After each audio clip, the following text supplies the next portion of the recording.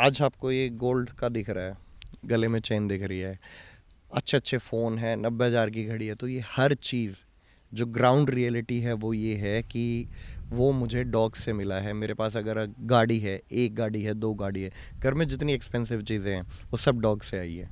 मेरे को आज लोग जानते हैं, पहचानते हैं मेरे डॉग्स की वजह से। एक ब्राह्मण के घर में भी बच्चा पलता है और एक कसाई के घर में भी पलता है। ऐसा कभी नहीं है कि आपका डॉग आपसे डिमांड करेगा कि आज मेरे को चिकन खाने का मन है, आज मेरे को फिश खाना है, नहीं।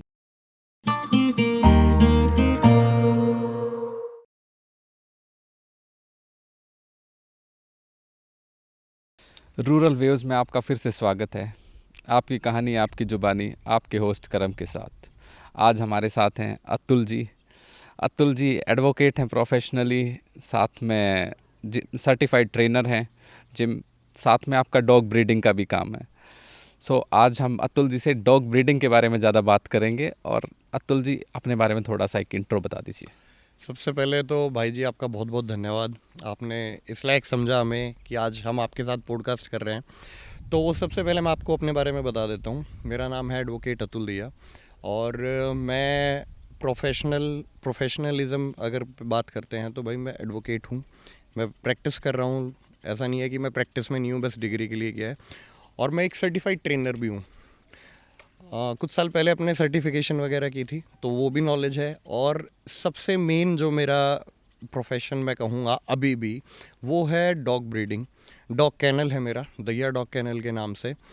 तो आज हम डॉग ब्रीडिंग के बारे में यहाँ बात करने के लिए आए हैं, बाकी चीज़ें साइड में रखते हैं।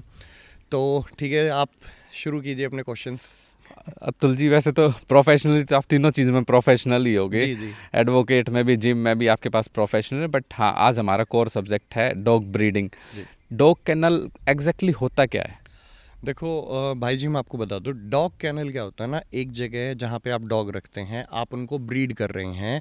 एथिकल ब्रीडिंग, एथिकल मैं वर्ड यूज़ करना चाहूँगा क्योंकि ये फील्ड ऐसी है, ये प्रोफेशन ऐसा है कि इसमें ना बहुत बुरे लोग भी हैं और बहुत अच्छे लोग भी हैं।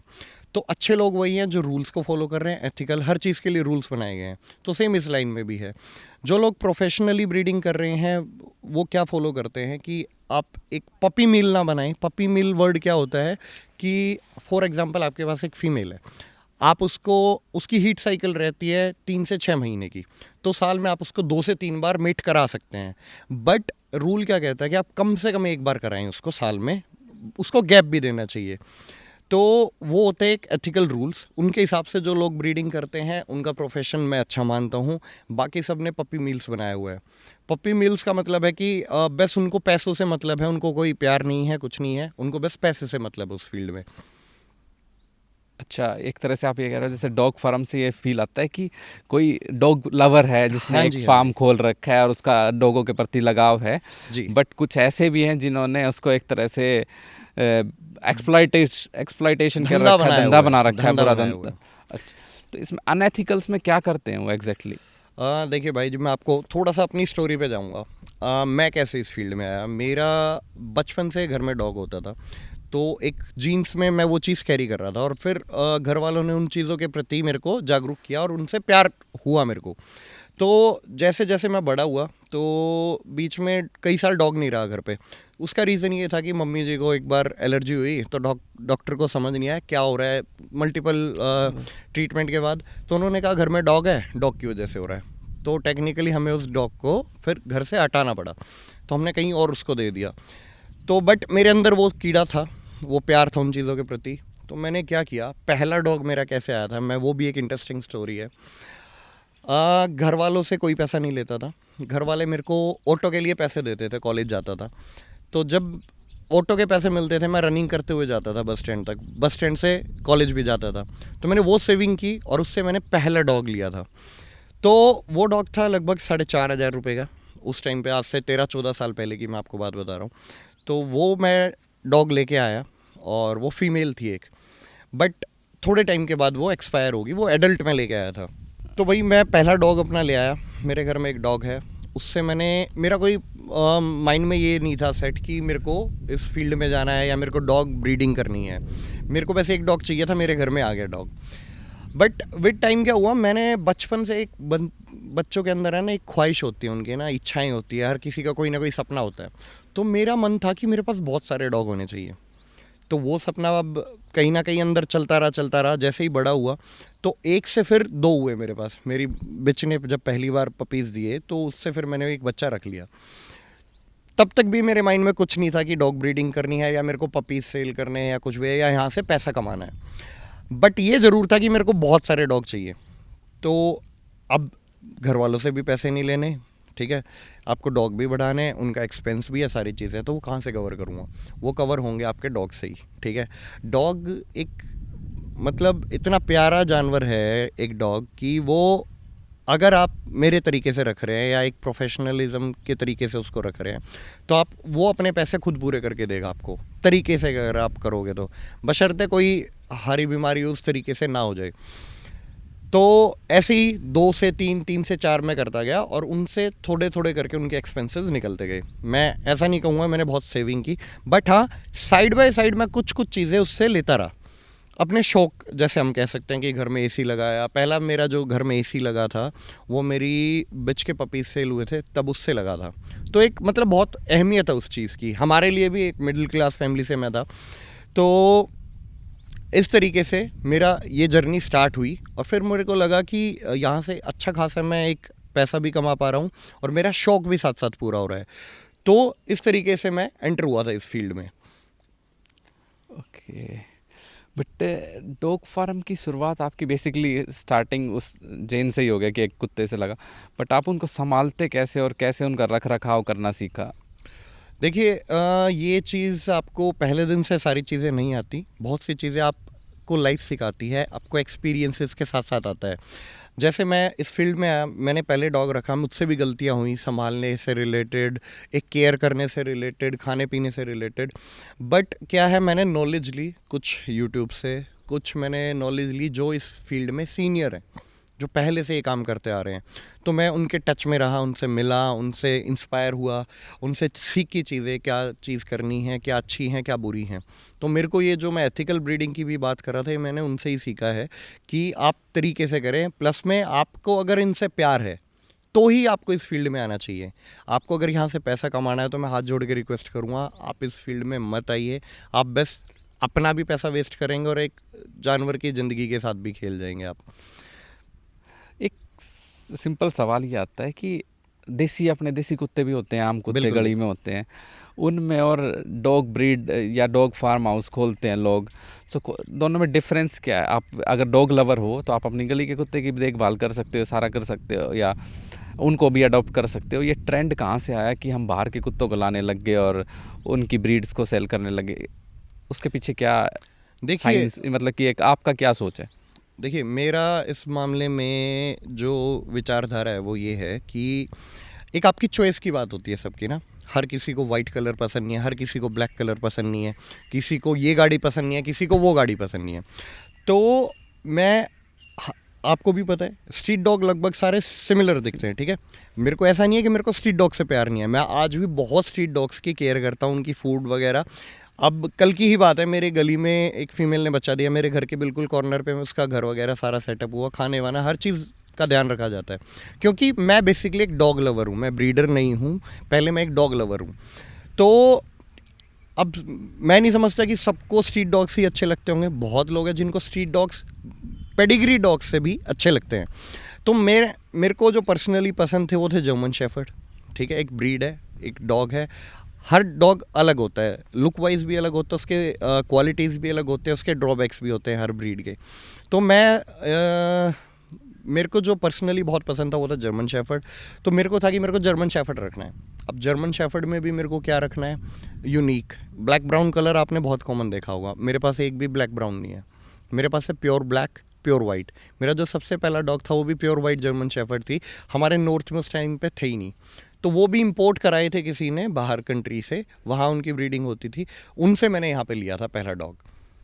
तो मुझे जो लगता है कि हाँ, आप एक घर में एक पेडिग्री डॉग रखने के साथ साथ आप स्ट्रीट डॉग्स की भी केयर कर सकते हैं। बट ज़रूरी नहीं कि हर कोई स्ट्रीट डॉग से ही अट्रैक्ट हो, वो ब्रीड डॉग से भी हो सकता है। और जैसे मैंने आपको बताया कि आपको पेडिग्री वाले डॉग भी पसंद हो सकते हैं, आपको स्ट्रीट डॉग भी पसंद हो सकते हैं, both are same thing. But हाँ, ट्रेंड में ये है कि अगर आपको बिजनेस करना है तो आप स्ट्रीट डॉग से नहीं कर सकते। आपको एक पेडिग्री डॉग रखना होगा, उसमें कुछ क्वालिटीज़ होनी चाहिए। आप अगर सेल कर रहे हैं उसको, आप सेल करना चाहते हैं, आप उसमें क्या दिखाएंगे, क्या चीज़ है? स्ट्रीट डॉग में भी सारी क्वालिटीज़ हैं, बट एक पेडिग्री डॉग की लुक और वो सब डिफरेंट होती है, इसलिए वो बिकते ज़्यादा हैं। अगर लुक्स पार्ट को छोड़ दूं मैं, जी, तो क्वालिटीज़ की बात कर रहे हैं आप, तो क्वालिटीज़ क्या क्या क्वालिटीज़ में डिफरेंट होती हैं? देखिए अब मैं बात करूँगा, एक वर्किंग लाइन ब्रीड होती है। वर्किंग लाइन बोले जो काम में यूज़ होते हैं, जैसे हस्कीज़ हैं, आपने देखा होगा बर्फ़ वाली वो गाड़ियाँ खींचते हैं। जर्मन शेफर्ड हैं जो स्निफिंग वगैरह में, डॉग्स बॉम्ब स्क्वाड वगैरह में यूज़ होते हैं। तो वो उस ब्रीड की क्वालिटी है। हर डॉग वो काम नहीं कर सकता। वो कुछ ब्रीड है वो बनाई ही इसलिए गई हैं, उनकी जो म्यूटेशन हुई है, जो वो हाइब्रिड किए गए हैं, वो इसीलिए किए गए हैं ताकि उनसे काम निकाला जाए। अब पहले जर्मन शेफर्ड बहुत कॉमन होते थे, फौजी कुत्ता हम उसको बोलते थे अपने लोकल लैंग्वेज में। लेब्राडोर बहुत कॉमन है। लेब्राडोर अपनी क्वालिटी की वजह से फेमस है, क्योंकि वो बहुत शांत नेचर का है, बहुत फ्रेंडली है। ठीक है, तो इसलिए लोग उसको ज़्यादा पसंद करते हैं कि बच्चों के साथ अच्छे से रहेगा। रोटवाइलर है, वो गार्ड डॉग में यूज़ होते हैं। वो इसीलिए यूज़ होते हैं क्योंकि उनका काम ही, वो उसको बनाया ही उस ब्रीड को इस तरीके से गया था कि वो गार्ड कर पाए। आपको बंदे की ज़रूरत ना हो, आप एक रोटवाइलर रख लीजिए, आप एक पिटबुल रख लीजिए, तो आपको गन की भी ज़रूरत नहीं है, ऐसा बोला जाता है। तो वो उनकी क्वालिटीज़ हैं जो ये सब चीज़ें डिसाइड करती हैं कि वो किस फील्ड में जाएगा डॉग। क्वालिटीज़ में आप ये भी, जैसे आपने पिटबुल की बात करी जी, और रॉटविलर्स, हाँ जी, ये बहुत खतरनाक कुत्ते ही माने जाते हैं। कई बार सिनेरियोज ऐसे हुए हैं कि इन्होंने बच्चों को, घर के बच्चे या घर के गेस्ट को ही काट लिया। जी, जी। सो उन सिचुएशंस को कैसे हैंडल करें? देखिए इसमें क्या रहता है, आप घर पे एक पपी लेके आ रहे हैं, ठीक है, वो छोटा बच्चे की तरह ही है। आप उसको जैसा बनाएंगे वो वैसा बनेगा। ये भी एक बात है कि वो अपने ब्लड पे भी जाएगा, उसके जो जीन्स वो कैरी कर रहा है वो भी उसमें काम करेंगे। जैसे रॉटविलर और पिटबुल में एग्रेशन बहुत होता है, वो उसके ब्लड में है, उसकी ब्रीड की खासियत है। बट हाँ, ऐसा नहीं है कि आप वो एग्रेशन में ही रहेगा। अगर आप उसकी परवरिश अच्छे से करते हैं, उसको सिखाते हैं, पढ़ाते हैं, तरीके से रखते हैं, तो ऐसे भी एग्जाम्पल हैं। मेरे पास भी एक रोटवाइलर था जिसके साथ बच्चे खेलते रहते थे, कभी उसने कुछ नहीं किया। तो ये सारा आपकी टेक केयर के ऊपर है, आपकी परवरिश देने के ऊपर है। मेरे को ये समझ आती है ये बात। कि मतलब आज के टाइम, मतलब उनको भी पूरा टाइम चाहिए, डॉग्स वगैरह को भी। Exactly exactly. कुछ बहुत केसेस ऐसे ख़राब हुए हैं, जैसे कि आपने डॉग ले लिया, आप उसको अच्छे से खाना नहीं दे रहे हैं, आप उसको अच्छे से केयर नहीं कर रहे हैं, ना घुमा रहे हैं, वो बंधा रहता है पूरे दिन। जितने बांधते हैं ना आप डॉग को, वो उतना एग्रेशन की तरफ जाता है। अगर आपका डॉग, मेरे घर में अभी जितने भी डॉग हैं, एक सिंगल कॉलर तक नहीं है, एक लीज भी नहीं है मेरे घर में। सभी डॉग बिल्कुल फ्रीली घूमते हैं। तो मेरे डॉग, आप अगर आएंगे मेरे घर पे, आप बीच में खड़े हो जाएंगे, आपके आसपास में 10 डॉग है और सारे बड़े बड़े डॉग्स हैं, आपको डर लगेगा, बट आपको कोई भी हार्म नहीं पहुंचाएगा। और कोई मैंने स्पेशल ट्रेनिंग नहीं दी है, बस वो माहौल और वो सब ऐसा है कि कोई नया डॉग भी आ रहा है तो उनकी तरह ही वो इन्वॉल्व हो जाता है। तो ये माहौल में मतलब किस तरह देते हो आप? देखिए ना मैं उनको बांधता हूँ, ना मैं उनको कभी कॉलर वॉलर या चेन करके रखता हूँ। तो वो एक, जितना उनका डेडिकेटेड एरिया है, उनको स्पेस दिया हुआ है कि वो घूमे फिरे, अच्छे से खेल कूद ले दूसरे के साथ भी। तो वो अगर माहौल है वो खुश रहेंगे कहीं ना कहीं। तो इस तरीके से माहौल में वो कभी भी एग्रेशन की तरफ नहीं जाएंगे। कुछ लोगों, आपने देखा है, बोला जाता है कि ना पिटबुल को या पाकिस्तानी बुली है ना, फाइट में यूज़ होते हैं डॉग, तो इनको ना पूरे पूरे दिन एक केज में बंद रखते हैं, उसको कवर कर देते हैं। तो वो क्या होगा, गुस्सा ही तो आएगा उस डॉग को। जैसे ही वो उसको खोलेंगे वो अपना एग्रेशन कहीं ना कहीं निकालेगा। भाई आपने अभी डॉग फाइट की बात करी है। डॉग फाइट तो एक तरह से इलीगल है। जी, और दूसरा मेरे को लगता है जो डॉग फार्म्स बढ़ने के पीछे रीज़न ये डॉग फाइट्स भी है कहीं ना कहीं। नॉर्थ इंडिया में तो आजकल ट्रेंड चल रहा है डॉग फाइट्स का। देखिए इलीगल है, बिल्कुल डेफिनेटली इलीगल है dog fight. But dog farm बढ़ने के पीछे मैं नहीं मानता कि वो रीज़न है, क्योंकि मैं प्रैक्टिकली और ग्राउंड रियलिटी मेरे को पता है। हमारे जो देहात हैं, गांव वगैरह है, उस साइड में ये चीज़ें थोड़ी सी ज़्यादा हैं कि डॉग फाइट वगैरह कराते हैं। और वो वहाँ पे, क्योंकि जो डॉग फाइट में डॉग यूज़ होते हैं वो होते हैं पिटबुल, पाकिस्तानी बुली, बेसिकली अमेरिकन बुलीज भी कुछ लोग यूज़ करते हैं। तो उनके पीछे क्या रीज़न है, वो लोग वो वैसी ही ब्रीड करते हैं। उनको लगता है कि स्टेटस है, हमारा सिंबल है, मेरा डॉग कोई नहीं हरा पा रहा है। या बैटिंग कर रहे हैं दो लोग कि भाई एक लाख रुपए की बैट है, आपका और मेरा डॉग लड़ेगा। बट मेरे को ये चीज़ समझ नहीं आती कि अगर आप एक डॉग लवर हैं तो आप डॉग को लड़ते हुए कैसे देख सकते हैं? उसको इंजरी तो होगी, हो सकता है वर्स्ट केस सिनेरियो कि आपका डॉग मर भी जाए, या आपके डॉग को बहुत इंजरी हो जाए, उसको कोई स्पाइनल इश्यूज आ जाए, कुछ भी हो जाए, पैरालाइज भी हो सकता है डॉग। तो आप अपने मज़े के लिए, अपनी सहूलियत के लिए, अपने पैसा बनाने के लिए आप ये सब कैसे कर सकते हैं? तो डॉग फार्म बढ़ने के पीछे ये रीज़न नहीं है, क्योंकि जो लोग ये ब्रीडिंग कर रहे हैं उनको बस ये होता है कि मेरा नाम है, मेरे डॉग का नाम है, वो अपनी फेम वेम के चक्कर में ये सब कराते हैं। और डॉग फाइट्स बिल्कुल इलीगल हैं, और हम लोग भी कभी फेवर में नहीं हैं इस चीज़ के। जो एक डॉग लवर होगा ऑब्वियसली वो डॉग फाइट के फेवर में नहीं होगा। बट ये फाइट के टाइम पे उनको प्रोवोक कैसे करते हैं कि वो फाइट करें? लाइक देखिए, जैसे मैंने आपको बताया ना, इनकी प्रॉपर ट्रेनिंग होती है। ऐसा नहीं है कि बस आपने घर में डॉग पाला है और उसको लड़ा दें। वो तो ऐसे स्ट्रीट फाइट होती है, जैसे लोग डॉग आपस में लड़ लेते हैं। बट आपको अगर प्रोफेशनली फ़ाइट करने हैं तो आप उनकी प्रॉपर ट्रेनिंग होती है। जैसे हम पहलवान को तैयार करते हैं, बॉडी बिल्डर्स को तैयार करते हैं, इसी तरीके से इनका प्रॉपर वर्कआउट रूटीन होता है, इनकी डाइट होती है, एक्स्ट्रा न्यूट्रिशन होता है। और यहाँ तक भी है कि कुछ लोग स्टेरॉइड्स भी यूज़ करते हैं अपने डॉग्स के साथ। ऐसा मतलब पूरा का पूरा मसल मैन बनाने के लिए? बिल्कुल, बहुत बहुत आपको गूगल पे एग्जांपल्स भी मिलेंगे, और इनकी ट्रेनिंग वीडियोस भी है, फाइट वीडियोस भी है। बहुत लोगों के खिलाफ एक्शन भी हुए हैं। बहुत अच्छे अच्छे लोग जो स्टेटस वाले लोग थे वो भी जेल में गए हैं इन चीज़ों की वजह से। लोग वीडियो डालते हैं, आजकल सब ट्रेंड मानते हैं कि वीडियो डाल रहे हैं, स्टेटस डाल रहे हैं, फिर उनको पकड़ते हैं। तो जैसे आप भी अब डॉग फार्म चलाते हो, तो उनमें भी बीच अंदर डॉग्स के बीच में फाइट्स होती हैं, या कैसे उनको रोकते हो आप फिर? देखिए, जो मैं अगर पर्सनल अपना एग्जांपल दूं तो मेरे घर में डॉग फाइट्स नहीं होती हैं। मेरे घर में डॉग फाइट का रीज़न एक हुआ है, जो मेन रीज़न है कि मैंने ना मेल और फीमेल डॉग एक साथ रखे हुए हैं। वो रहते हैं, सारे सोशलाइज्ड हैं, वो अच्छे से रहते हैं। बट जब फीमेल का हीट पीरियड आता है, वो मीटिंग के लिए रेडी होती है, तो ऑब्वियसली मेल्स में झगड़ा होगा।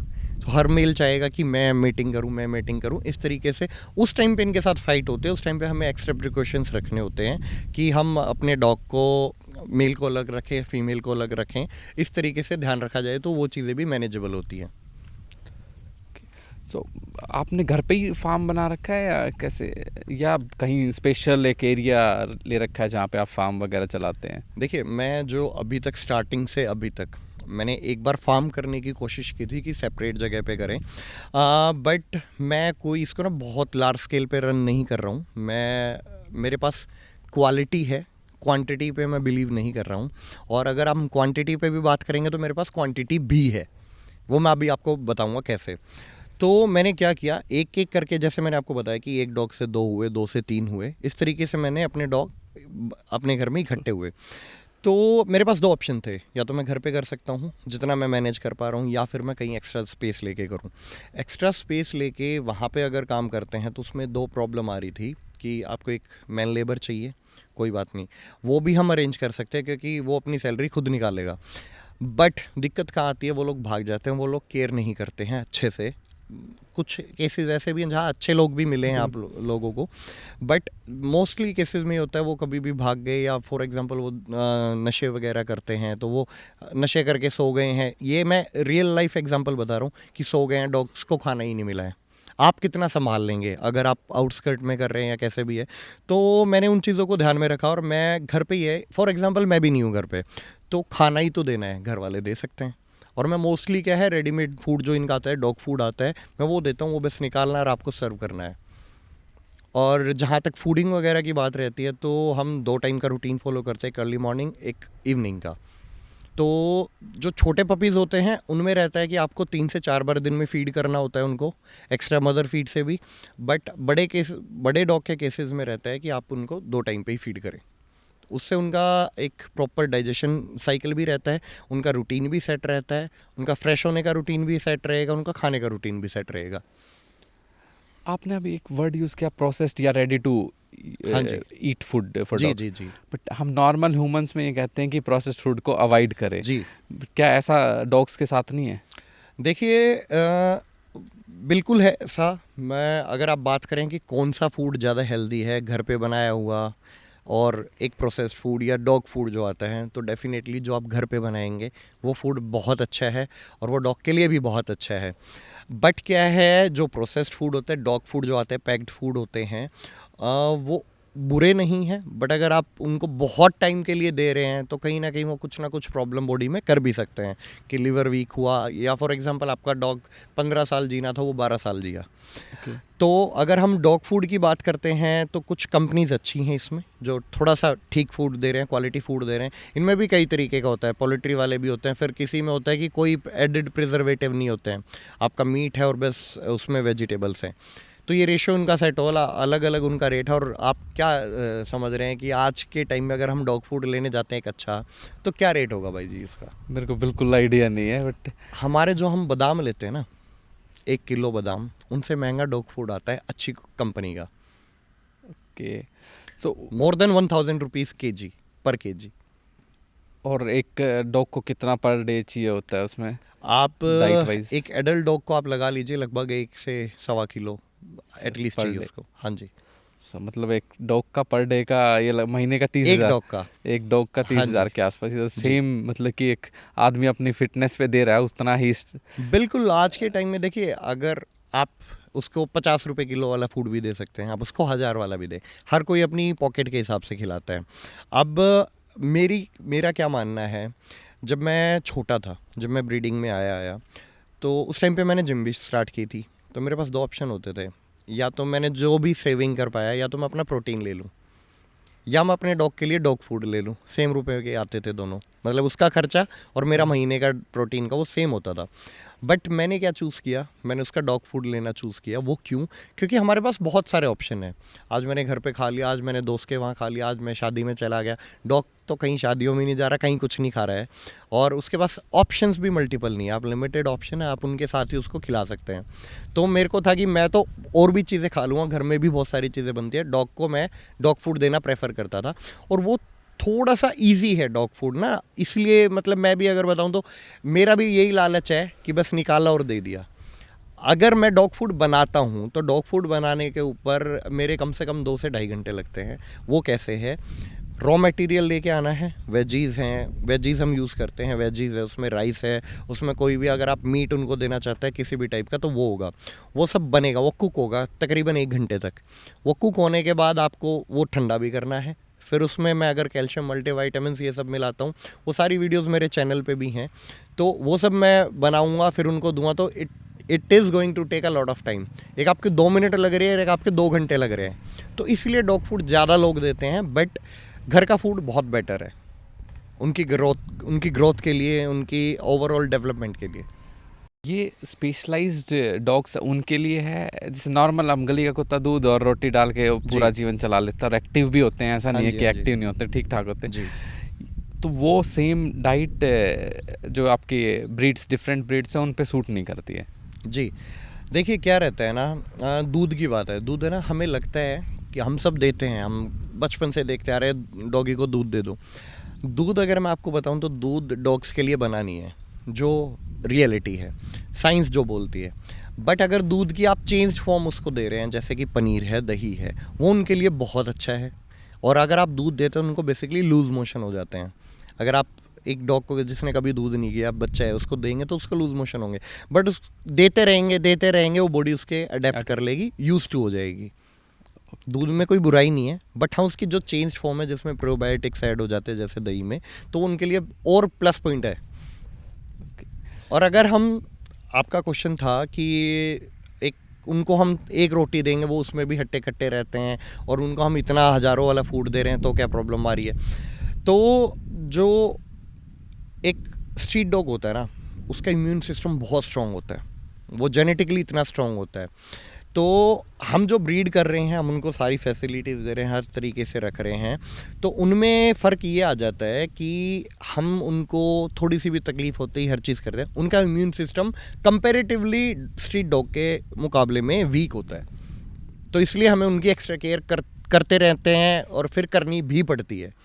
ज़्यादा लाड प्यार के बिगड़े हुए हैं। बिल्कुल बिल्कुल क्योंकि एक डॉग आता है घर में तो हर कोई उसको ना अपने बच्चे की तरह ही रखता है, अपने फैमिली मेम्बर की तरह ही रखता है। एक चीज़ और है, जैसे जो ब्रीड्स बाहर के हैं, सपोज रशियन ब्रीड है, या उन ब्रीड्स को हम इंडिया में लाते हैं, वो रशिया का एनवायरनमेंट डिफरेंट है, इंडिया का एनवायरनमेंट डिफरेंट है। फिर इंडिया में भी नॉर्थ में हमारे यहाँ हीट ज़्यादा, विंटर्स के टाइम पे ठंड ज़्यादा होती है। तो क्या ऐसा नहीं है हम उनके साथ गलत कर रहे हैं? उनको एक जहाँ से वो इनहैबिट होने चाहिए थे, जहाँ उनका लाइफस्टाइल था, वहाँ से हम उनको लेके इंडिया में किसी दूसरी जगह रिलोकेट कर रहे हैं, तो कहीं ना कहीं हम उनके साथ गलत नहीं कर रहे हैं? देखिए हर एरिया का, अगर हम अपनी इंडिया की भी बात करें, हम साउथ में जाएंगे, हमारी एक नेटिव ब्रीड है, ठीक है, हर एरिया वाइज वो ब्रीड होती हैं, वो वहीं काम करती हैं। पहाड़ों में जाएंगे, गद्दी डॉग है, बिल्कुल ठीक है, वो हमारे नेटिव है, वो उस एरिया के हिसाब से और उस एटमॉस्फेयर के हिसाब से ढले हैं। बट क्या है, मैं अगर पर्सनली बताऊं तो मेरे पास भी, मैंने थाईलैंड से भी डॉग मंगाए हैं जो साइबेरियन हस्कीज़ है, उनका ओरिजिन थाईलैंड नहीं है। मैंने रशिया से डायरेक्ट ब्रीड मंगाई है जो वहाँ की नेटिव है, जो कि है समोएड, ठीक है। बट क्या होता है सर कि जब आप डॉग एक एनवायरनमेंट में है, वो उसके तरीके से ढल जाएगा। अगर आप उसको गर्मियों में लाएंगे तो उसके बालों की ग्रोथ उतनी नहीं होगी जितनी सर्दियों में होगी। आप अपने डॉग, आपने एक हिली एरियाज़ में आप रह रहे हैं, तो आपके डॉग की ग्रोथ भी ज़्यादा होगी, उसके बाल भी बढ़ेंगे, वो नेचुरली उसकी बॉडी उसको कहती है कि ठीक है, बाल बड़े होने चाहिए थोड़े से, या उस स्ट्रॉन्ग होनी चाहिए उनकी ग्रिप, ताकि वो ठंड से बचा पाए। सिमिलरली अगर आप अपने प्लेन एरियाज़ में रख रहे हैं, गर्मी वाले एरियाज़ में रख रहे हैं, तो गर्मी वाले एरियाज़ के जो नेटिव डॉग है, आप उनको देखिएगा, कभी भी उनके बाल वाल इतने बड़े नहीं होंगे। और जहाँ तक बात आती है कि दूसरी जगह से रीलोकेट करने की, या हम बाहर वाली ब्रीड मंगा रहे हैं, तो देखिए डॉग को अगर मैंने अगर 10 लाख रुपए का एक डॉग मंगाया है, तो मैं आके उसको छत पे नहीं बांधने वाला धूप में या गर्मी में। तो मैं उसको कोशिश रहेगी कि उसको एक अच्छा एनवायरनमेंट में दूँ, कूलर है, एसी है, ये सारी फैसिलिटीज़ हमें उस डॉग को देनी चाहिए। और दूसरा रहता है कि जब डॉग बाहर से आ रहा है, तो वो वहाँ पे ऑब्वियसली ठंड वाले एरिया में था, बर्फ़ वगैरह थी, वहाँ पे वो उस तरीके से रह रहा था। यहाँ आने के बाद वो अलग तरीके से रहता है, बट थोड़ा उसको टाइम लगता है, बट उसकी बॉडी अडेप्ट कर जाती है उस एनवायरनमेंट के हिसाब से। अब हस्कीज़ को बोलते हैं सब बर्फ़ में रहता है, मेरे हस्कीज़ दोपहर में, बिल्कुल गर्मियों वाली दोपहर में 2 बजे भी वो धूप लेते हुए मिलते हैं। जिस एनवायरनमेंट में रखोगे वो अडॉप्ट हाँ कर जी, हाँ लेते जी। हैं। बट बशर्ते आप उनको एक अच्छा एनवायरनमेंट तो दे पा रहे हैं, उनका टेम्परेचर तो मेंटेन कर पा रहे हैं। एकदम से आप -30 डिग्री से उनको 40 डिग्री में डाल देंगे तो प्रॉब्लम होगी। और एज अ ब्रीडर आप जैसे किसी नया कोई डॉग लेके आते हो, जी। अब वो सपोज किसी ने रख रखा है, वो आप पे अटैक करता है, या उस चीज़ को कैसे हैंडल करते हो? लाइक देखिए, अगर आप बच्चा ले रहे हैं, तो बच्चा कभी भी ऐसे अटैक नहीं करता है। बच्चा वो सब चीज़ें, क्योंकि माइंड भी डेवलप नहीं होता है, 2-3 महीने में तो अपना नाम सीखता है अच्छे से, जो हम उसका नाम रखते हैं, वो 2-3 महीने में जाके पकड़ता है कि हाँ, ये मेरे को बुला रहे हैं, मेरा नाम है। तो ऐसे ही वो सारी चीज़ें ना डेवलप होती है। अगर अटैकिंग स्किल्स भी आपको डेवलप करानी है, ट्रेन कराना है, ट्रेनिंग होती है इनकी प्रॉपर, तो वो भी एक 4 से 7 महीने का होने के बाद ही एक ट्रेनर कहता है कि हाँ, इस एज में ये रेडी है, तब हम इसकी ट्रेनिंग देंगे। वो क्यों? क्योंकि उसका माइंड उस टाइम पे उतनी डेवलपमेंट ले रहा है। तो आपका बच्चा अगर आपके पास है, अगर वो स्टार्टिंग में ही अटैक वगैरह करने लगे, तो आप उसको खुद भी मैनेज कर सकते हैं।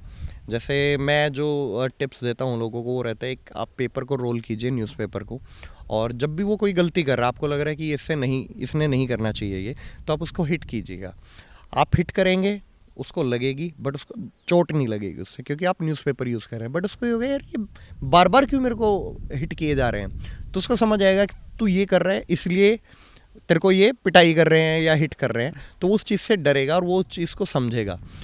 और ऐसे ही आप अपनी जो, अगर आप चाहते हैं कि फ्रेंडली रहे आपका डॉग आपके क्लाइंट्स के साथ, आपके गेस्ट के साथ, तो आप उसको बचपन से ही ट्रेन कीजिए। आप आराम से उसको ट्रेनिंग दे सकते हैं, या फिर आप उसको स्पेशलाइज्ड ट्रेनिंग दिलवा सकते हैं प्रोफेशनल से। सो एज अ प्रोफेशन आप इसमें कितना क्या कमा सकते हैं? अगर सपोज मैं आता हूँ इस बिज़नेस में, तो मैं कितने कमा सकता हूँ, या क्या ग्रोथ अपॉर्चुनिटीज़ हैं? देखिए, इसमें ना एक आपके ऊपर डिपेंड करता है आप क्या बिज़नेस मॉड्यूल लेके चल रहे हैं। 2 तरीके हैं, एक आप नॉर्मली 1 डॉग लेके आइए, 2 डॉग लेके आइए और आप उनको ब्रीड कीजिए, उनके बच्चे हुए, आपने वो सेल किए, यही एक इनकम सोर्स है। या आपके पास में एक डॉग है, मेल डॉग है, आपका वो बहुत अच्छा डॉग है, लोग आ रहे हैं उससे मेटिंग कराना चाहते हैं, किसी ने घर में रखी हुई है, कोई प्रोफेशनल भी है कि भाई, सब क्या सोचते हैं कि एक अच्छे डॉग से मेटिंग कराएं, जिसके पेरेंट्स अच्छे होंगे वो बच्चे उसी हिसाब से बिकते हैं। इस फील्ड में क्या होता है कि 2 तरह के लोग मिलते हैं, जैसे मैंने स्टार्टिंग में भी आपको बताया कि एक एथिकल ब्रीडिंग वाले जो प्रोफेशनल ब्रीडिंग कर रहे होंगे, और एक जो भेड़ चाल और जो सब बस पपी मिल्स बनाया हुआ है जिन्होंने। मैं आपको सजेस्ट करूंगा कि अगर आपको इस फील्ड में आना है, आप बिज़नेस करना चाहते हैं और साथ में आप यहाँ से चाहते हैं कि एक अच्छी इनकम भी आप जनरेट कर पाएँ, तो आपको कुछ रूल्स बना के चलने पड़ेंगे, जिसमें आपकी ब्रीड बहुत आपको अच्छी क्वालिटी की यूज़ करनी चाहिए। एक डॉग आपको 5,000 का मिल रहा है, एक डॉग आपको 50,000 का मिल रहा है। 5,000 वाले के बच्चे 3,000 के बिकेंगे, 50 वाले के बच्चे 30,000 के बिकेंगे। जैसे आप इन्वेस्टमेंट करेंगे वैसा आप रिजल्ट निकाल पाएंगे। आप क्या कर सकते हैं, आपको अगर जल्दी इस बिज़नेस में आना है, आप पहली बात तो डॉग लवर होना चाहिए। दूसरा, आप अगर अच्छी क्वालिटी का डॉग यूज़ कर रहे हैं ब्रीडिंग के लिए, तो उसके बच्चे भी अच्छे ही बिकेंगे, ठीक है। उसमें क्या रहता है, एक बहुत ट्रेंडी ऑप्शन जो चल रहा है आजकल, मैंने देखा है लोगों ने बहुत जल्दी नाम भी कमाया है। आपका नाम होगा तभी तो आपके पास में लोग आएंगे, नहीं तो मैं भी कर रहा हूँ, आप भी कर रहे हो, आपके पास 10 डॉग है, मेरे पास 2 हैं, बट लोग मेरे को जानते हैं। क्यों? मेरे डॉग्स की वजह से। आपकी पहचान इस बिज़नेस में आपकी डॉग से होगी, आपसे नहीं होगी। आपका नेचर, आपका सब काम करेगा क्लाइंट को होल्ड करने में, उनसे आप कैसे इंटरेक्ट करते हैं, बट वो आएंगे आपके पास आपके डॉग की वजह से। तो अगर आपके पास डॉग अच्छा है तो आपके पास लोग आएंगे, नहीं है तो हर गली में डॉग है। तो दूसरा इसमें क्या रहता है, आपने ब्रीडिंग शुरू करना चाहते हैं, आपने अच्छा डॉग भी ले लिया, सब कुछ हो गया, तो एक तो आप मेल डॉग से, मैंने बताया कि मीटिंग से आप कमा सकते हैं, उसके बच्चे सेल करके आप कमा सकते हैं। दूसरा ऑप्शन रहता है आपके पास फीमेल जो है वो बच्चे दे रही है, उनसे आप पैसे कमा सकते हैं। और एक ऑप्शन जो है अच्छा पैसा जल्दी कमाने के लिए, अगर मैं कहूँ सबसे फास्ट फॉरवर्ड क्या है, आपको इन्वेस्टमेंट भी वैसे ही करनी पड़ेगी। आप अगर बाहर से डॉग मंगा रहे हैं, इंपोर्ट करा रहे हैं आप डॉग, उसकी वैल्यू होती है। वो क्या काम करेगा, आपके आसपास में भी आपका नाम करेगा कि भाई वो बंदा है, उसने 10 लाख का डॉग मंगाया, 12 लाख का डॉग मंगाया है, और उसके डॉग से मीटिंग कराते हैं। सब लोग करा रहे हैं 10,000 रुपये की मीटिंग, आपने कर दी 50,000 की मीटिंग, तो लोग आपसे कराएंगे जो क्वालिटी लवर होंगे, जिनको पता है कि इसमें क्या कैपेबिलिटी है। और वो 50,000 में मीटिंग करा के लोग उससे बच्चे भी महंगे बेचेंगे, उसके 30,000 40,000 का बच्चा तो आराम से वो निकालेंगे। तो ये एक तरीका है, अगर आपको जल्दी इस फील्ड में आना है तो आप इंपोर्ट करा सकते हैं। जल्दी आपने इंपोर्ट कराया, आपका नाम भी हुआ, आपने अपने पैसे भी रिकवर कर लिए, और आपके पास घर में एक बहुत सुंदर चीज़ भी है। अतुल भाई, फिर 12-13 साल हो गए हैं इस हाँ जी, हाँ धंधे जी में, जी। और प्रोफेशनल भी पूरे हो, तो कितने क्या कमा लेते हो? देखिए, मैं एक एग्जैक्ट नंबर तो आपको नहीं दे पाऊँगा, क्योंकि हर महीने कुछ ऐसा सैलरी नहीं है कि फ़िक्स आएगी। बट हाँ, ऐसा है, मैं अपने एक्सपेंसेस आपको गिनवाता हूँ। एक्सपेंसेस हैं तो आपको समझ आएगा कि इतना तो मैं कमा ही रहा हूँ। एक डॉग का जैसे मैंने बताया कि मेरे कैनल पे अगर 10 डॉग हैं तो मेरा 1 लाख से 1.5 लाख रुपए का उनका खर्चा रहता है, ठीक है। मेरे को वो पूरे करना ज़रूरी है। दूसरा, अगर मैं बताऊँ तो आज आपको ये गोल्ड का दिख रहा है, गले में चेन दिख रही है, अच्छे अच्छे फ़ोन हैं, 90,000 की घड़ी है, तो ये हर चीज़ जो ग्राउंड रियलिटी है वो ये है कि वो मुझे डॉग से मिला है। मेरे पास अगर गाड़ी है, 1 गाड़ी है, 2 गाड़ी है, घर में जितनी एक्सपेंसिव चीज़ें हैं वो सब डॉग से आई है। प्लस में और मेरी इन्वेस्टमेंट क्या है इसमें, जो मैंने यहाँ से कमा के यहीं पे लगाया है, वो है मेरे इंपोर्ट डॉग्स। मेरे पास में आज 7 इंपोर्ट डॉग्स हैं जो मैंने बाहर कंट्रीज से मंगाए हैं। तो उनकी वजह से मेरे को आज लोग जानते हैं, पहचानते हैं मेरे डॉग्स की वजह से। तो वो अगर मिनिमम 5 लाख रुपए का डॉग आप इंपोर्ट अगर कराना चाहते हैं तो 4 से 5 लाख रुपए आपके लग जाते हैं अच्छी ब्रीड की। उनके इंपोर्ट की ही कॉस्ट आपके 1.5 से 2 लाख रुपए तो किराया उनका लग जाता है आने में। तो अगर मैंने 60 डॉग इंपोर्ट कराए, वो पैसा भी मैंने यहीं से कमाया है। एक बिजनेस का आपने बता दिया, इतना खासा लग रहा है, अच्छा खासा पैसा कमा लेते हो, हाँ पर जी, इसके ठीक डायरेक्ट ठाक है। साइड भी होंगे कुछ ना कुछ, की नेगेटिव साइड्स या कुछ नुकसान कैसे हो सकता देखो, है? नुकसान इस फील्ड में आपका कैसे होता है, ये आपके पास एक लाइव चीज़ है, ठीक है। मोर्टेलिटी जो इसमें होती है, आपके पास 10 बच्चे हुए, उसमें से 7 मर गए या सारे मर गए, तो आप एक्सपेक्टेशंस आपकी जाती हैं कि 10 बच्चे होंगे, 10-10 हज़ार का भी बिका तो 1 लाख रुपए हो गए। बट अगर वो बच्चे ही नहीं रहे तो आप कैसे करेंगे?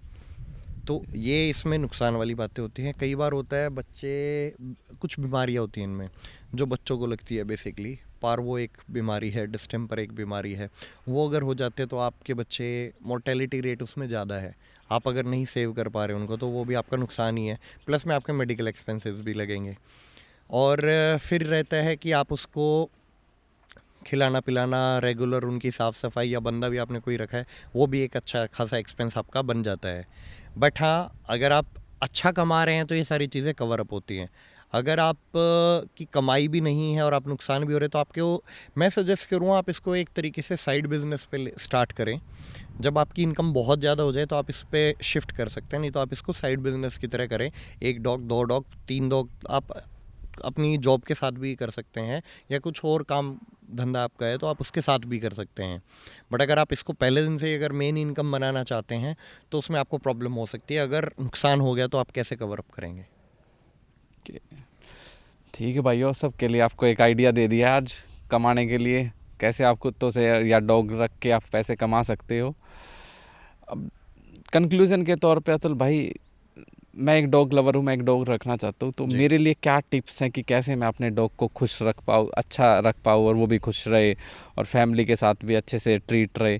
तो कैसे एक फैमिली को और एक डॉग लवर को अपने डॉग के साथ बिहेव करना चाहिए, या सिम्टम्स कि भैया बीमार फील कर रहा है, अच्छा फील नहीं कर रहा, या बाहर जाना चाह रहा है, घूमना चाह रहा है, तो ये सारी चीज़ें टिप्स क्या देना चाहिए? देखिए मेरे पास डेली फ़ोन आते हैं लोगों के, और मेरे को पता भी उनके क्वेश्चंस क्या होते हैं। कुछ उनमें से अवेयर कस्टमर होते हैं, कुछ होते हैं कि बस उनको डॉग चाहिए, हाँ भाई कोई फ़र्क नहीं पड़ता।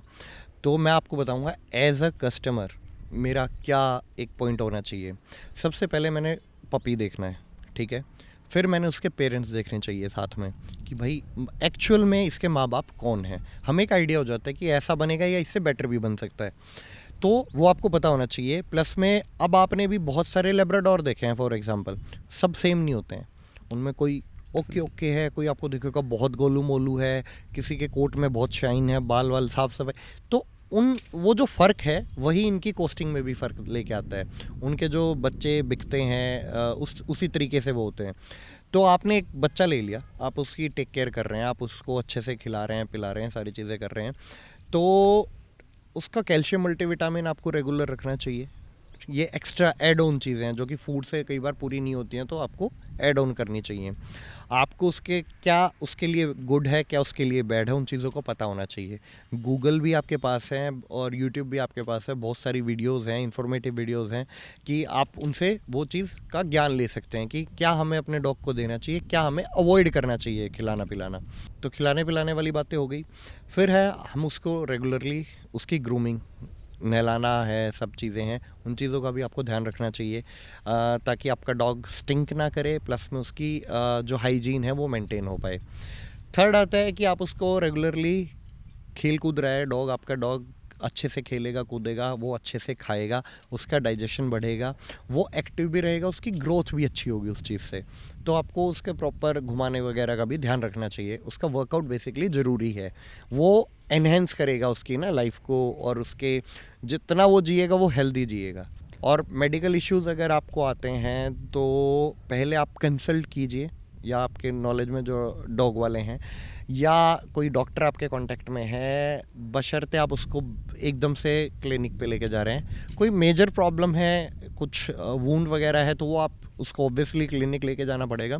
बट मोस्टली केसेस में क्या होता है, मैंने किसी आपको बच्चा दिया, छोटा बच्चा है, आप सोचेंगे एक बार इसको डॉक्टर के दिखा के आता हूँ कि सारी चीज़ें ओके हैं या नहीं। आप तो उसको भलाई में लेके जा रहे हैं, आपका माइंडसेट कुछ और है। बट क्या होता है ना, मोस्टली क्लिनिक्स पे सबसे बीमार डॉग तो वहीं आते हैं, एक ही जगह पे। तो वो हब है वायरसेस के लिए, इन्फेक्शन के लिए। आप लेके गए उसको वैक्सीनेशन कराने के लिए, तो वहाँ से जब वो डॉग आएगा तो वो कुछ ना कुछ बीमारी 100% कैरी कर सकता है। तो इसके लिए एक टिप है, अगर आपके पास पपी है, आप उसको डॉक्टर के पास लेके जा रहे हैं, तो आप उसको अपनी लैब में रखिए, या आप उस चीज़ का ध्यान कीजिए कि प्रॉपरली सैनिटाइज हुई है वो जगह, वो साफ़ है या नहीं है। क्योंकि हो सकता है 3 मिनट पहले वहीं पे कोई ऐसा डॉग था जिसको बहुत इन्फेक्शन था, उसको बहुत वायरसेस थे, तो वो आपका डॉग बहुत ईजिली कैरी कर सकता है। और ये होता है मोस्टली पपीज़ के केस में। अगर आपके पास छोटा बच्चा है तो आप उसको डॉक्टर के अवॉइड कीजिए। कुछ ज़्यादा प्रॉब्लम है तो आप लेके जाइए, और जा रहे हैं तो इन चीज़ों का ध्यान रखिए। बड़े डॉग्स में क्या होता है, इम्यूनिटी बढ़ जाती है, छोटे डॉग्स में इम्यूनिटी नहीं होती है। तो बड़े डॉग्स उन वायरसेस वगैरह को, उनकी बॉडी उनसे फाइट कर सकती है, छोटे बच्चे की नहीं कर पाती है। फिर खाने पीने के ऊपर बात आती है, तो एक अच्छा फूड आप उसको दें, ठीक है, चीप फूड मत दो। और अगर आप घर पे भी बना रहे हैं तो बहुत सारे ऑप्शन हमारे पास, राइस है, पम्पकिन जो हम कद्दू जिसे बोलते हैं, पेठा हम जिसे बोलते हैं, वो बहुत अच्छा एक सोर्स है उसके न्यूट्रिशन के लिए। कैरेट हैं, आप कैरेट यूज़ कर सकते हैं, दालें हम यूज़ कर सकते हैं, बहुत सारी चीज़ें हैं, आलू है, बीट रूट है। तो ये सब चीज़ें आप दे के अपने डॉग की घर पे डाइट बना सकते हैं, एक दलिए की तरीके से, या एक खिचड़ी जैसे हम बनाते हैं उस तरीके से आप बना सकते हैं। उसमें आप एग दे सकते हैं, पनीर दे सकते हैं, उसमें चिकन दे सकते हैं, उसमें कोई भी मीट, आप फिश वगैरह हर चीज़ उसमें ऐड ऑन करके दे सकते हैं। एक ब्राह्मण के घर में भी बच्चा पलता है और एक कसाई के घर में भी पलता है। ऐसा कभी नहीं है कि आपका डॉग आपसे डिमांड करेगा कि आज मेरे को चिकन खाने का मन है, आज मेरे को फ़िश खाना है। नहीं, जो आप उसको देंगे वो आपका डॉग खाएगा। ये कंपलसरी नहीं है कि आपको उसको नॉनवेज देना ही देना है। जिस घर में बच्चा जाता है वो उस घर के अकॉर्डिंग पलता है।